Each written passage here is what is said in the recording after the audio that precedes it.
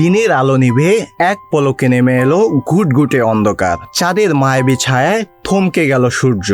আর ইউরোপের আকাশ সাক্ষী হলো 21 দশকের সবচেয়ে দুর্লভ ও বিস্ময়কর মহাজাগতিক দৃশ্যের।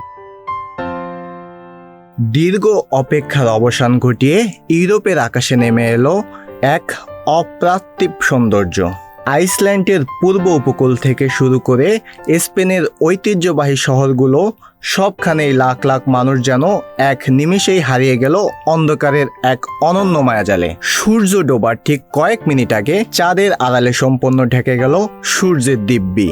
প্রায় 2 মিনিট 18 সেকেন্ডের জন্য আইসল্যান্ডের আকাশ ভরে উঠল এক রহস্যময় নীরবতায়। কেবল স্পেনের বেলবাও বা ভ্যালেন্সিয়া নয়, উত্তর আফ্রিকা থেকে শুরু করে সুমেরু অঞ্চলের মানুষও প্রত্যক্ষ করল এই অলৌকিক আংশিক ও পূর্ণ সূর্যগ্রহণ।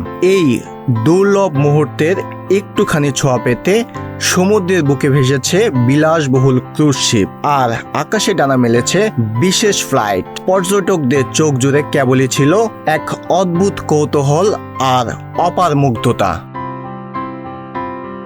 সূর্য, চাঁদ আর পৃথিবীর অনন্য এই মেলবন্ধন আবারও মনে করে দিল প্রকৃতির রূপ আর এই মহাবিশ্বের রহস্য কতটা গভীর, কতটা অপরূপ। দিনের আলোতে হঠাৎ নেমে আসা এই অন্ধকার যেন বুলিয়ে দিয়ে গেল এক অকৃত্রিম স্মৃতির গল্প। জাহিদুল ইসলাম, নিউজ ফ্ল্যাশ 721।